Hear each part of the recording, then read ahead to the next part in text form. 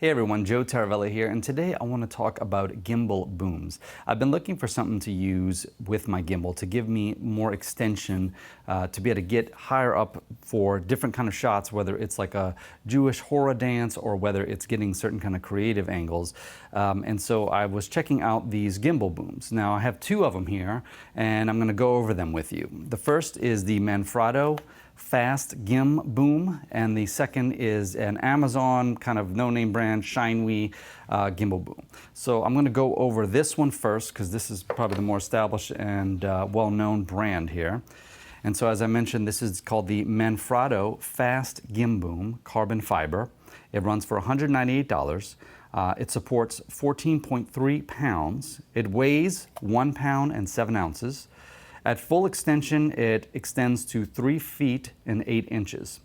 It has both a 1/4 inch and a 3/8 mount, and the 3/8 mount is spring-loaded, so you just screw it into something they don't actually say in the manual, but basically what you do is, if you look here, you can see that's the, and then you just, as you screw it on, this part goes down. It's a sheath, basically. And I was kind of confused by that, so just let you know, if you get it and you're like, how do I take this adapter off? Well, don't try to take it off. I was trying to take it off and I could have damaged it. It's actually, you're just supposed to screw it straight on. And it collapses down to 20 inches. So this is it fully, folded up. And the other one that I have here, now this is just kind of like an Amazon brand or, some brand from China. Shinewee, it's called. It's carbon fiber extension pole. Now this one runs for $40, okay?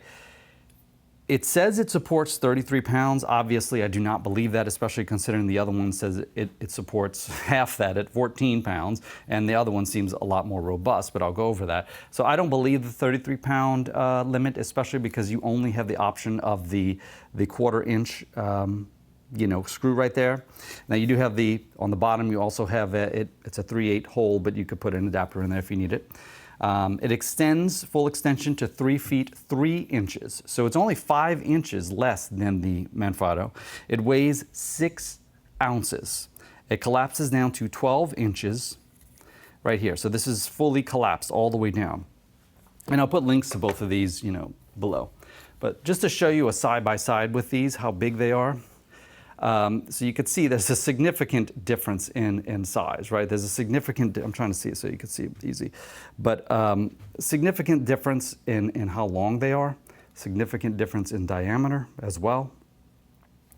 And I would say significant difference in weight because, this is over 1 pound and this is, how much did I say it was? 6 ounces. And I'll tell you what, it does feel like 6 ounces. So I'm going to go over this one first and kind of put a gimbal on it and show you some stuff about it. But the basic operation of it, one of the things that's so great about this is that it is a very fast deployment boom extension pole because you really, as all you have to do is see this part right here. You grab this part and you grab this part and you twist like this. Let me do that again so you can see the full. I'll do it back up so you can really see it. But basically, all you do is you grab the top here, you grab this part, and you twist, and both of them open up at the same time. And you lock it, and then that's it. It's fully extended right now. And so when it's fully extended, this section comes out the bottom, this section comes out the top. Now, if you wanted to just use one of these sections, you can. What you would do is just unlock it. You'd push this one down, and then I did this before. Okay, I know that with, okay, let me just sort of, I know you can do the bottom one definitely by locking it like that. So you've got the bottom one extended, the top one's not, so that's what that's like. Now you can, I've done it before where you had just I don't know how important it is really, but see, I did it before. How did I do that? Anyways, I know that there is a way to do it. I did it, and after I was playing with it, and I'm like, oh, you can just do the bottom one too. But I can't remember how to do it right now. So anyways, that's how. You just turn it. You just turn the bottom one. Oh, duh. Yeah, so not that that's that important, okay? But that's the basic operation of it. Now the thing that I like about this also is that it has the rubberized grip right here and right here and right here. And it feels really solid. It feels really well made. It's Manfrotto, obviously it's a very established brand. You could take off this rubber bottom here and there is a screw for you to put like some feet or something.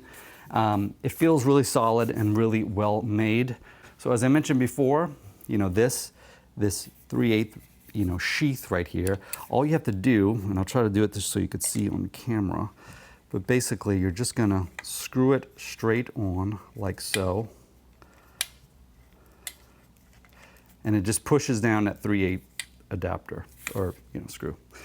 Okay, so now it's on there like this. So again, in order to deploy it, one of the things they say you really have to be careful of is do not hold the gimbal and turn this. And the reason why is because you'll just unscrew it, So you're supposed to hold this top part right here. You hold this part and you hold this part. Don't hold this part. Don't hold the gimbal. Hold this part, and then you unscrew it. And so I'll go ahead and do that. Do that. Tighten, boom, done. And so as you can see, this is about height. I'm about 5'8". This is how high it comes up. It's almost perfect. It's basically perfect eye level right now if I wanted to look through the viewfinder. I don't look it through a viewfinder when I'm on a gimbal, but you could. And so this is fully extended right now. So I'll just show you. With this, you're allowed to get, and you could hold this very end right here, and you could get a lot of really, really low angle shots like this. Kind of a lot of sweeping kind of shots, a lot of rising shots like this, all the way up. And of course, if I'm going to be filming something like a horror, I would change to follow, and then I could go all the way up, and then I can't go as high because the ceiling, I don't know how high the ceiling is now, but I could lift this even higher if I had a higher ceiling, if I needed to, like this. And so this makes it really easy. It feels really sturdy in my hands. It does have some weight to it, which I'll go over the difference with the other one. Because that can make a difference, over using it over time. Obviously, if you're going to be holding for an extended period of time, you could probably just put it on your leg or your hip or something like that. Or if you're going to go even higher and put it I can't again lift it that high, but on your chest right here. But yeah, this gives you a lot. It feels really solid. One thing I would say is that when you're going to do that, you really need to make sure that you twist it and lock it good so that it doesn't come down on you. You can see right now. Okay, so that's good. Could I make this smaller? No, I can't. Yeah, I can. Whoa, that was not supposed to happen. So that's something to keep in mind, that because they have this weird thing with the turning of it, that if you end up turning it, now see, I was just turning the bottom one and it went down. So let's see if I could do that again. Why was it doing that? So if I turn this bottom one here by accident, let's see. If I turn this bottom one, oh my gosh. Okay, so that's something you really have to be careful of. It's probably user error. I'm willing to take that as that's my bad for turning it. You don't want to turn it like that, obviously. But I'm really trying to test it and put it through its paces here. So anyways, this is the Manfrotto Fast Gimboom. It's a pretty high quality piece of equipment. $198. Like I said, there is some weight to this thing. One of the things I'll also mention about this is it does have these little screw holes right here so that you can mount, if you want to mount like a monitor or, I don't know, a light or something else, you can. It has 3 of them all the way around. And so you can mount something to that as well. Now I'm going to use the cheap Amazon one. So as I mentioned before, it just has the 1/4 inch. So just going to screw that in as so. And I could tell you already, this is just so much lighter. It's so much lighter. And if you I'm sure a lot of people, they use a gimbal for long periods of time, even without it. So this really doesn't feel like it adds any weight at all. I mean, it basically feels, I would say it's almost on par. It's basically on par with this. I don't know how much the feet weigh, but it doesn't feel like it's any heavier. It might even be lighter. Now, one of the things to mention also is that because it's so skinny, it's not flush like the other one was, a little more like flush. So, it feels a little smaller. And if I was just to hold this, it is a very skinny thing to hold. I really do wish that this was like rubber. If this was like rubberized, or at least the handle here, which is like, I don't know, it's like plastic or aluminum probably. Yeah, so anyways, and to extend this one, all you're gonna do is you're gonna take this and you're gonna turn it like this, boom, boom, boom, pull it all the way down, and then you have to twist tight. Okay, so now it's extended all the way. Okay, so you can see as this one goes, I put it down straight up, not quite as tall. I can't really go eye level. I'd have to go down like this, but again, not really doing that on a gimbal very much. So yeah, I'm gonna give it a test now to see. So if I was using this as the same as I was using the Manfrotto, See, I had the other one down at the ground like this. And you know, you still can get some really low shots like this. It feels a lot lighter. I will say that, you know, because the pole is smaller, it's not quite as comfortable. It's not quite as, you know, grippy either. So you can get that and go up like this, you know. And because it's so light, I mean, this doesn't feel like anything, you know. Now, it's really important with this that you do get a good twist to make sure that it's all the way, because, you know, if not, it would go down. Now, you can see it is obviously a lot, you know, less, I don't want to say sturdy, but it's just a smaller pole, you know. So when you're holding it like this, as you could see in the shot, you probably can tell that there's a little, if I was to hold it like this, you could probably see there's a little bit of bend right here, right? You can see that it does bend a little bit. However, it doesn't feel like it's going to break or snap or anything like that.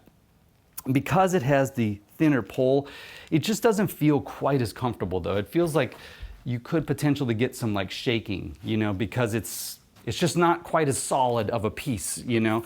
But of course, I wouldn't be using it probably all the way out there. I'd probably use it more like this, right? I'd probably use it more like this so that I can really get, you know, or maybe I'd go out here. But if I'm doing like horror, something like that, I mean, look at this, one hand, this is pretty easy. Obviously, you wouldn't want to be doing this. You could actually, I wonder if I could actually balance it like this. Let's see.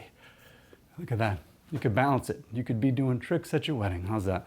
And then, so it's really easy to do that. As far as, again, to collapse it, same thing. Make sure that you're not holding the actual gimbal. You're holding the pole, and you're holding. Now, this makes it a little more uncomfortable than the other one, because the other one, all the operation is like right here.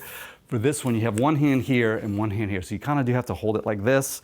Twist, boom, boom, 3 levels in. Make sure that when you collapse it down, watch your fingers, because if your hand is like that, boom, you could pinch it and that would not feel very good at all. So I'll go over the pros and cons with these.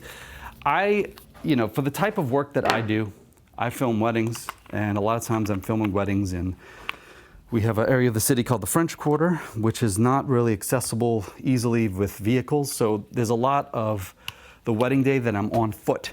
And I need something that is going to be light, and I need something that's going to be small. And so, you know, I'm leaning more towards this one, simply because this isn't really this is kind of a specialized tool. It's not something I'm going to be likely using all the time. I'll use it for certain kind of detail shots, you know, maybe photo session stuff, definitely, like I said, for like the horror and that kind of thing. But it's not something that's going to just stay on the gimbal the whole time, you know. So because of that, you know, to have this in my bag would add some considerable weight and also some, you know, size dimensions. But for this is so tiny. I mean, look how small this is. I mean, if I just compare this to the feet, you know, if you just look at just the feet, so that's the feet, right? That's how much. It's not that big. I don't know if it's showing up that good. It's not very big. So this gives you a lot more freedom for transport. It's great for travel. I mean, you can fit this in your pocket. Like, I mean, look at that. That's small. That's really small, tiny. This one, if you put it in your pocket and you show up, you know, not quite the same thing, you know. I mean, I'm sure there's a joke in there somewhere about someone being happy, but, you know, this one, I think, is definitely, if you have a larger camera, like, you know, a C100, 200, one of those big cameras, a Red, something like that, you definitely want to go with this, because you can't trust this. You just cannot trust this. However, you know, we use, I have a DJI RS2 with a Canon R6 Mark II and Mark I. And so this is perfect for that, because it's just small, it's light, and when I need it, I can throw it in my bag, I can pull it out and easily pop it on and use it.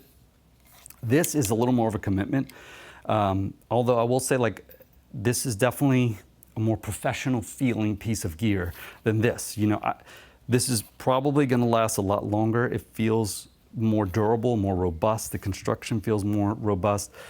I do have some questions about the twisting locking mechanism, how long that will last.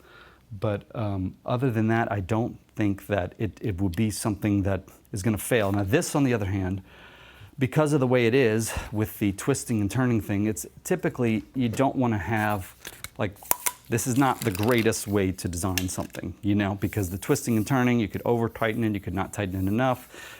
If sand and stuff gets in there, it could make it a little difficult. But for my uses, I think I'm going to keep this, because again, it's very small, it's very lightweight, 6 ounces. You just cannot beat that. And again, you know, I don't know how much price matters to people, but you know, this is $200 and this is $40, you know, so I guess you'd have to decide how much you're actually going to be using this, and is it worth that kind of investment. One thing I wanted to mention again, just to go over again, was these little mounting holes right here, how you can use that. So let's say that you are using this as a boom, whatever. If you mounted, like, you know, your phone or something like this, if you're using the Raven 9 with DJI-RS2, you could easily reach it, you know, to be able to make any adjustments or anything like that, or a monitor or something like that. You could easily reach it, you could easily, you know, see it and access it, basically.